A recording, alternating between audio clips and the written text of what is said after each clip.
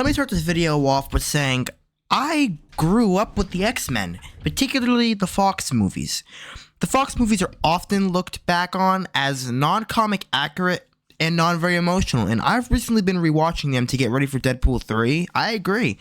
I think they didn't really understand the essence of X-Men at all. They didn't understand what made the series and the comics so good. The characters like Wolverine, Cyclops was the biggest example of them not understanding a character. And then recently, I saw X-Men the animated series to get ready for X-Men 97. And I didn't really like the X-Men the animated series.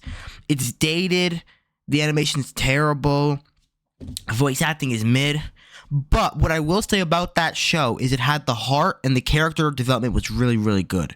One thing that show wasn't lacking in was characters and comic accuracy. Loved Cyclops, loved Jean, loved Storm, loved Wolverine. Hell, I even loved Morph. I loved every character in that original X-Men animated series.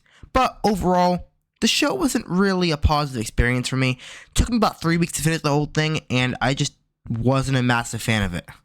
So, when I watched X-Men 97, I was shocked. This is the best Marvel project since Avengers Endgame. And I mean that. And yeah, I bet you thought I was going to spill a controversial opinion again, like how I don't like Tobey's Spider-Man, or how I kind of think that Avengers 1 is overrated. But no, I think X-Men 97 is as good as people are saying it is. It's so good. The finale was amazing. I cannot wait for season 2. This show, every episode, every moment, every second of the show, I enjoyed so much. From the banger theme song, to the banger credits, to the immaculate character development, to the super evil villains, to the way, the relationships, and the emotion that every character has. It was just so good. And maybe one day, I'll make a whole video on X-Men 97. But today in particular, I want to talk about when X-Men 97 became good. I want to talk about the best scene in X-Men 97. And I'm pretty sure everyone knows what I'm talking about. Episode 5, remember it. This is the best episode of the show. Only second to the final episode. I freaking loved this episode. And we all know what scene I'm going to reference here. But yeah, I'm just going to make reviews. And let's talk about the best scene in X-Men 97.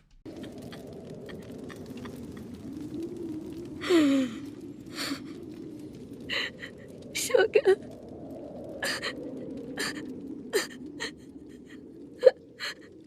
I can't feel you.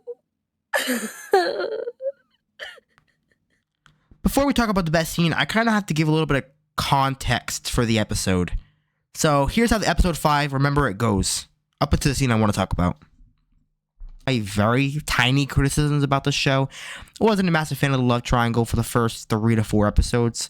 Although it did have a good payoff in episode 6. But this episode begins basically with Gambit, Rogue, and Magneto going to the nation of Geonosia, which is a mutant nation. They go as ambassadors, and upon arriving, they're surprised to find that the city is far more developed than they thought. Because they had come here in the X-Men the animated series, and it was kind of like slavery, basically. But now it's well developed. Mutants are on the streets, everyone's happy, and even Jean Grey's clone is there. Magneto is summoned to the council, and they basically tell him that they want him to leave the city. Gambit and Rogue then walk through the streets where they meet Nightcrawler, who's a main member of the X-Men at the end of the show, and they kind of just walk around, small character development here and there. You really see the relationship between Rogue and Magneto, and you see Gambit in the middle of it being jealous.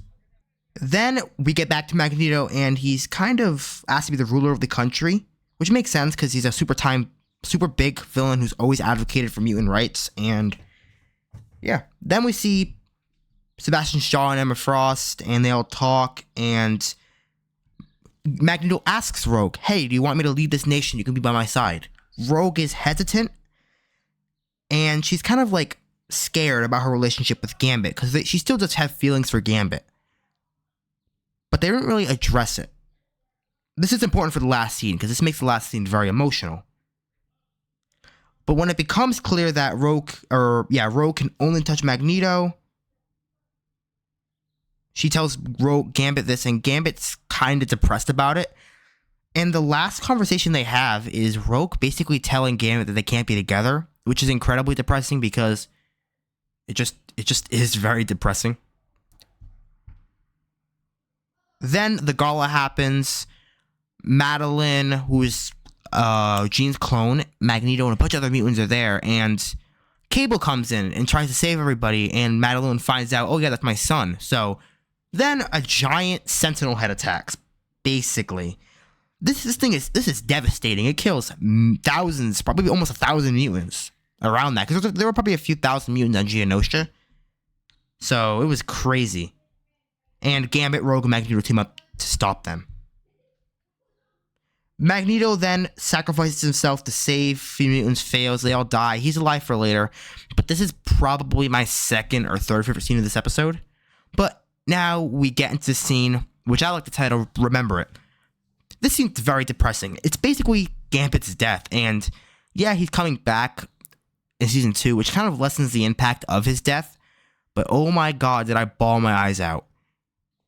If you remember correctly, like, this scene basically, it starts off with Rogue flying in, and remember, Rogue and Gambit haven't really had a conversation since before the gala thing, and they're all arguing this and that, so he gets Rogue out of the way, and he goes in and he sacrifices himself for Rogue to save these people, and the quote from Professor X pretty much symbolizes what I feel about this character.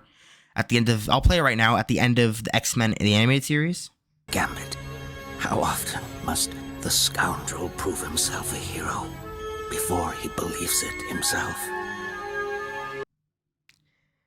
He finally fulfilled that. The scoundrel is finally a hero, and that was just such a good moment, such a little callback, and it was just so cool. Gambit's attitude, even to the end, the way he takes that robot and blows it up, the way you see this guy die a hero, the way, and the really depressing part about this episode is the way Rogue, I can feel him, and great filmmaking here, by the way. The music stops, it goes silent, and then you hear the beams, you see him grow purple, and you just see his final act of, like, F you, his final act, and it's great. I freaking loved this episode.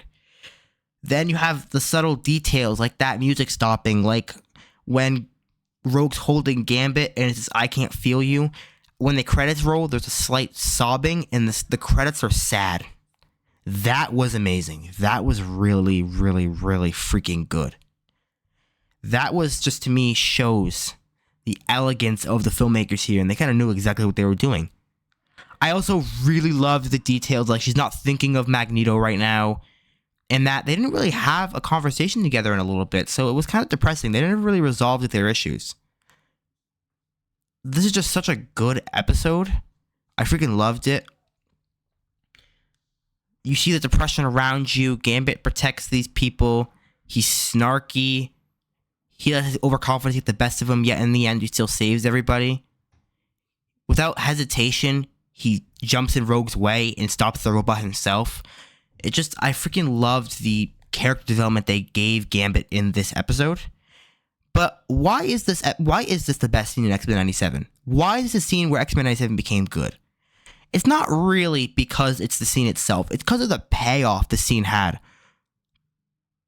All of episode 7 is just Rogue's get back. Captain America, the military guys, the people who created the Sentinel. It's literally get back season for Rogue. She kills the guy. The X-Men stand there. They all know he deserved it. And Rogue is just there crying. You also have Scott. You also have Professor X. And Scott blaming him for Professor X for the whole Gambit's death.